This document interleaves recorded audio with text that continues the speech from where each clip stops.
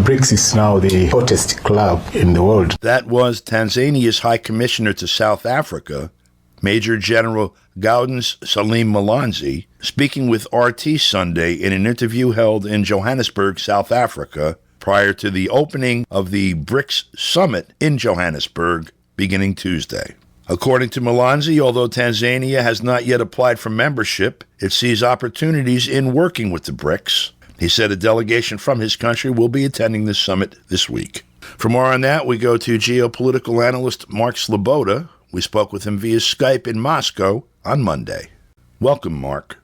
So we just heard a special envoy from Tanzania to South Africa talking about the way his African nation and many others, he said, are viewing BRICS. He's in South Africa for the summit this week. The meeting begins Tuesday. Let's talk about that and what it means. So this week, Tuesday through Thursday, is the 15th annual BRICS Head of State Summit.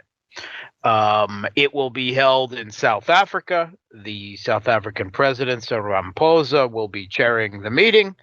I think what will become kind of a storm of Western media commentary, President Putin of Russia will be participating, but will not be attending in person. He will be attending via video link because of the international criminal court charges pressed by Western states against him for the supposed war crime of abducting Ukrainian children. Evacuating them from a war zone. Yes, this is East Ukrainians evacuating their own children from the war zone to Russia, where they have been shelled by the regime that seized power in Kiev since 2014. It is the most cynical of charges. Let me just say here, but let's not even waste too much time with this. This is what we're talking about in essence is the United States showing its quote unquote soft power and using it for a ridiculous purpose to try to break up the BRICS. Yeah. Gets the International Criminal Court, to which the United States does not accept jurisdiction itself, does not belong. It's not a party. Neither is Russia. But still controls it. Yes. Used it to criminalize this action that you just described, and put out a warrant against President Putin, since South Africa, where the BRICS meeting is taking place, is a signer to the treaty, and since the U.S. Elements inside South Africa would not allow South Africa to ignore the warrant, then in order to avoid an international incident or to create trouble between South Africa and Russia, President Putin is going to attend via video. So let's get to the meat of it. Yeah. And I think it has to be said that the U.S. itself moved thousands of children out of Afghanistan and Vietnam, Operation Baby Lift, and that wasn't considered a war crime. So this is just weaponized institutional capture of the International Criminal Court. The goal being to isolate Russia is obviously not working because certainly BRICS is not responding in any way. Lavrov will be attending in person. So anyway, the primary discussion at the meeting will almost certainly be BRICS expansion.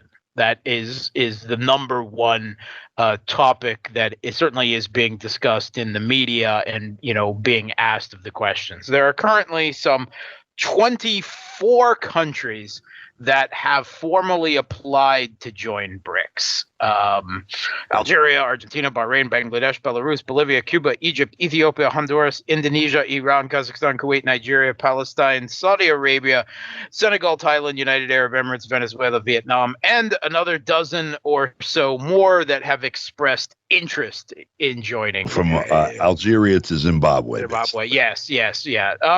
Probably most notably on the list, though, are countries like Saudi Arabia, the United Arab Emirates, Kuwait. These are big Middle East countries. Egypt, another standout there. Countries with significant economies, and some of those that have long for decades been considered U.S. allies, and they are looking not to to sever ties with the West. That's not what they're doing, but they're looking for options. That's right. And BRICS is presenting an alternative system of global governance and finance, particularly with the development of the new BRICS banks, not as necessarily a replacement, but as an alternative to the World Bank and the International Monetary Fund. This is about removing monopoly control of the global economy from whoever runs the United States government. And just a little point of interest here. Recently, we learned last week, as a matter of fact, that the aggregate economic situation of the BRICS surpasses the G7. That's correct.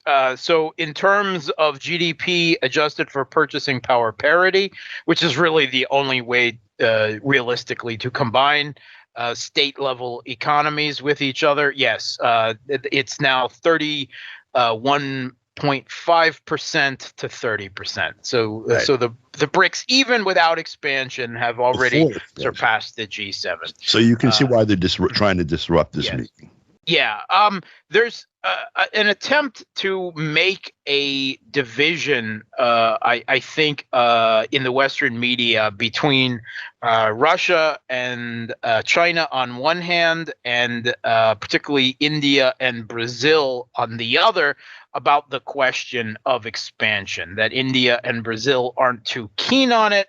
They think it may give, particularly India believes it may give China too much influence because of the number of countries of the global south that have a very strong relationship with China. But there's also the question being promoted that it was talked about in the Financial Times today, that India and Brazil and South Africa don't really see BRICS as being in opposition to the West. They don't see it as a rival to the G7, whereas the Financial Times is trying to present it that China and Russia do, and that's what they want BRICS to be, even though they have never said so themselves. This seems to be mostly a controversy generated in the Western media.